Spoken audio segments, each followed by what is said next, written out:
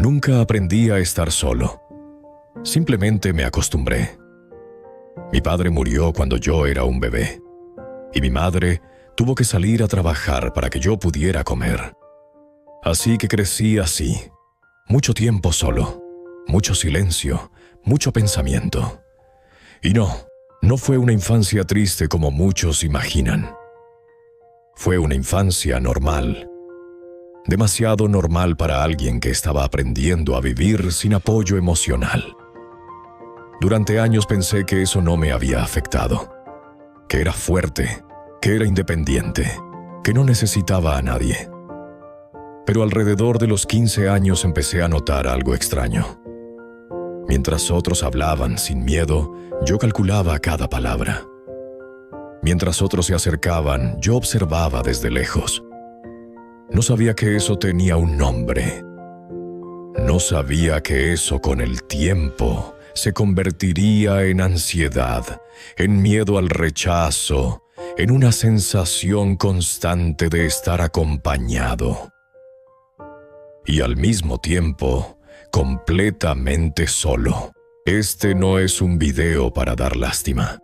Es un video para entender cómo la soledad temprana no siempre te rompe. A veces te vuelve fuerte por fuera, pero desconectado por dentro. Si alguna vez sentiste que cuidabas a todos, pero nadie te cuidaba a ti, quédate, porque esta historia también habla de ti. Parte 1. La soledad que no parecía soledad. Durante mucho tiempo pensé que mi infancia había sido normal. No recuerdo un momento exacto donde me haya sentido abandonado. Simplemente, así era la vida. Mi padre no estuvo. No porque quisiera irse, sino porque la vida decidió quitármelo antes de que yo pudiera recordarlo. Mi madre hizo lo que pudo, trabajó, luchó, sobrevivió, y yo aprendí algo muy temprano. No debía estorbar. Pasaba muchas horas solo, en silencio, jugando conmigo mismo, pensando más de lo que hablaba. Y cuando eres niño, no te preguntas si eso está bien o mal. Solo lo aceptas. Creces creyendo que ese es el ritmo natural del mundo. Pero hay algo que nadie te dice sobre la soledad temprana. No siempre duele. A veces te entrena. Te entrena a observar, a escuchar, a leer gestos, silencios, actitudes. Mientras otros niños gritaban, yo miraba. Mientras otros corrían sin pensar, yo calculaba. Y sin darme cuenta, empecé a vivir más en mi cabeza que en el mundo real. En el colegio yo no era el niño problemático, tampoco el popular. Era el que estaba ahí, pero no del todo. Hablaba poco, bromeaba solo con quienes sentía seguros. Con el resto me limitaba a observar. Y algo empezó a ocurrir alrededor de los 15 años. Algo sutil, pero constante. Comencé a pensar demasiado antes de hablar, a medir cada palabra, a imaginar escenarios donde decir algo mal podía hacer que todo se arruinara. No lo llamaba ansiedad.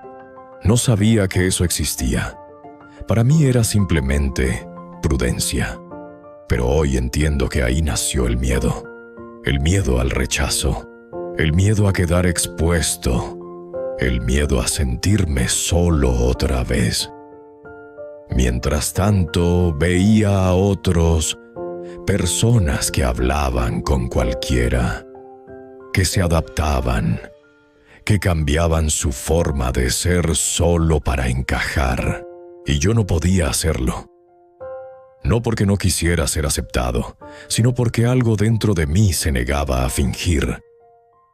Veía como muchos se convertían en personajes, sonreían cuando no querían, decían lo que otros esperaban escuchar, y yo pensaba, ¿por qué haría eso? Nunca le encontré lógica, nunca me salió natural. Prefería el silencio antes que la mentira, la soledad antes que la falsedad. Fue en esa etapa donde entendí algo importante, aunque todavía no sabía ponerlo en palabras. Yo no participaba del mundo como los demás. Yo lo observaba. Y observar tiene un precio. Porque cuando miras demasiado, empiezas a notar cosas que otros prefieren ignorar. Notas incoherencias, notas máscaras, notas intenciones ocultas.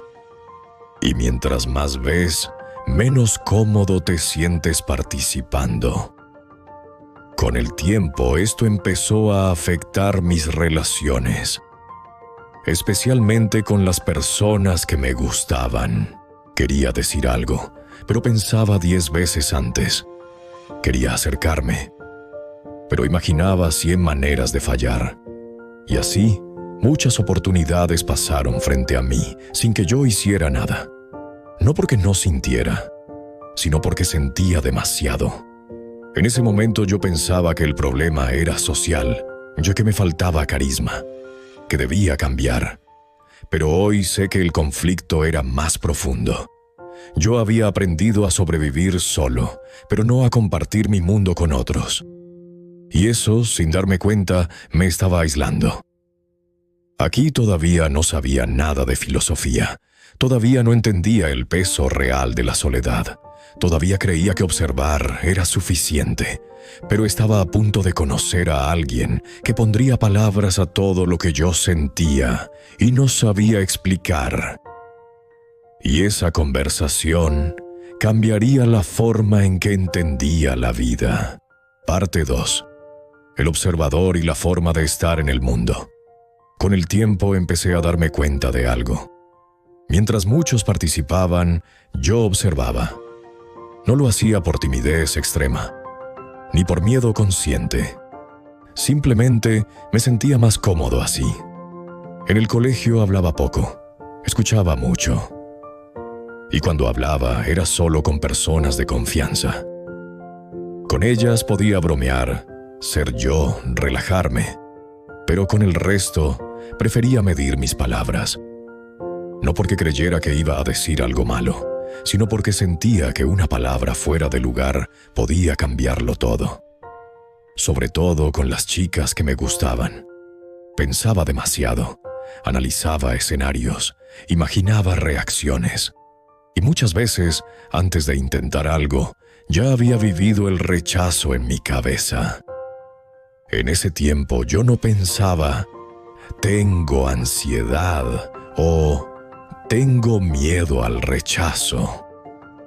Para mí eso era normal. Así funcionaba mi mente.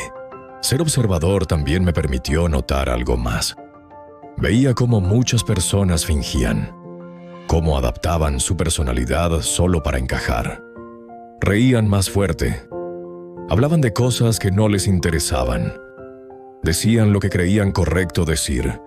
Y eso nunca me hizo sentido.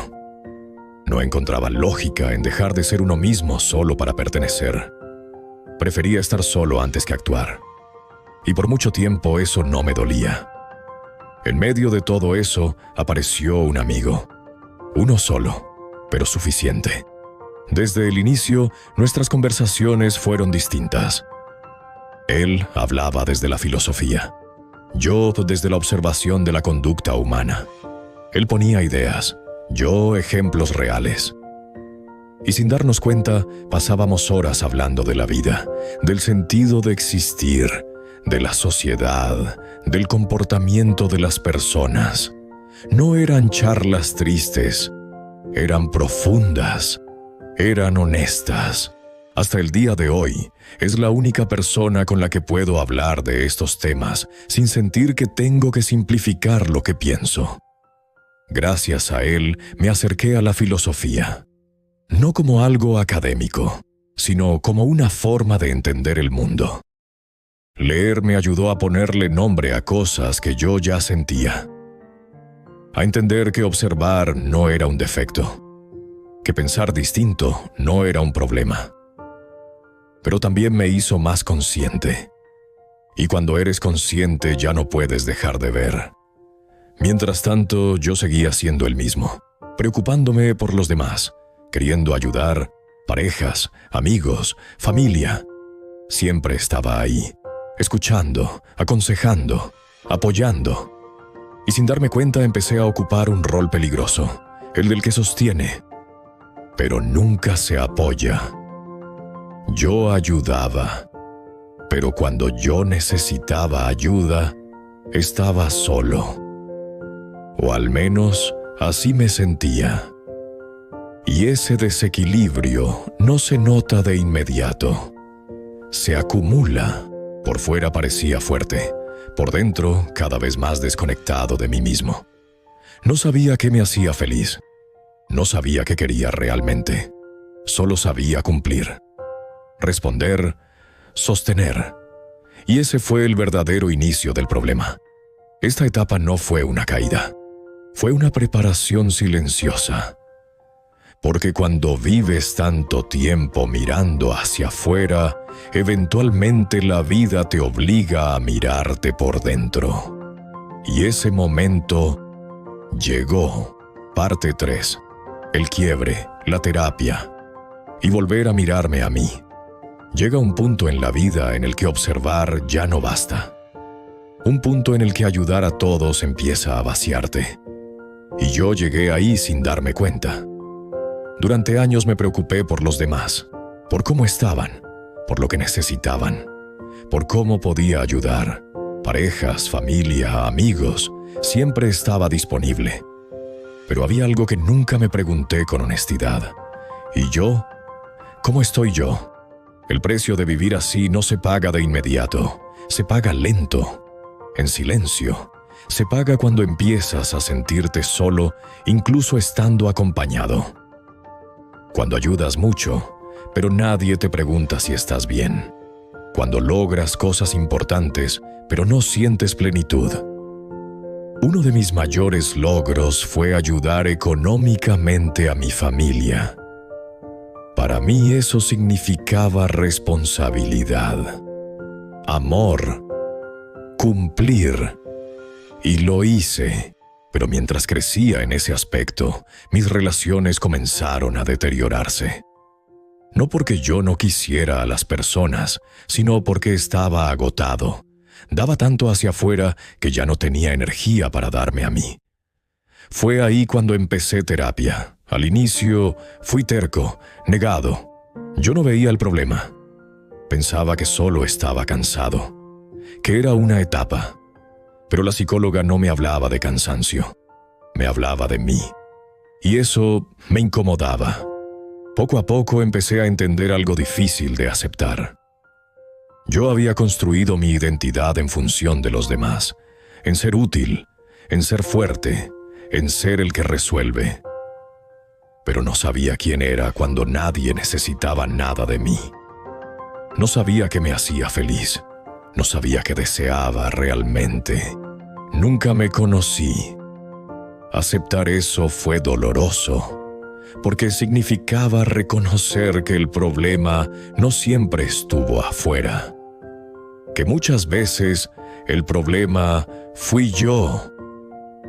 No por mala intención, sino por olvido, por olvidarme de mí mismo.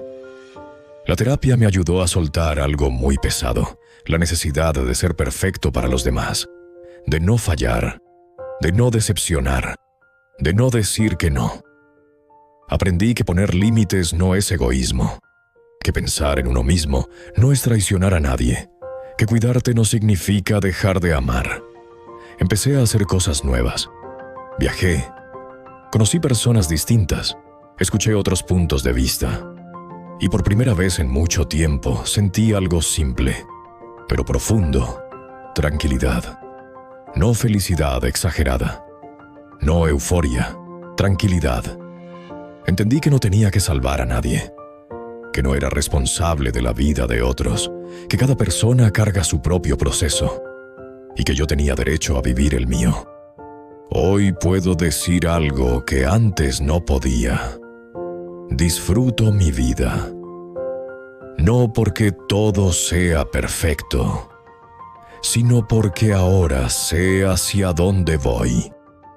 Tengo un norte, un objetivo claro, un camino que elegí, no uno que soporté.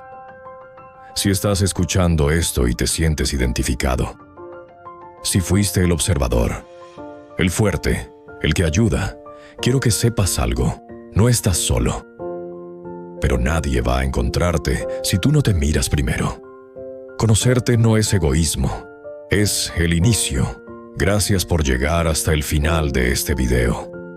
Esto es Parque de Soledades, un espacio que hemos creado para compartir historias reales, contadas desde la calma, desde la reflexión, desde esos silencios que muchas veces no sabemos cómo explicar.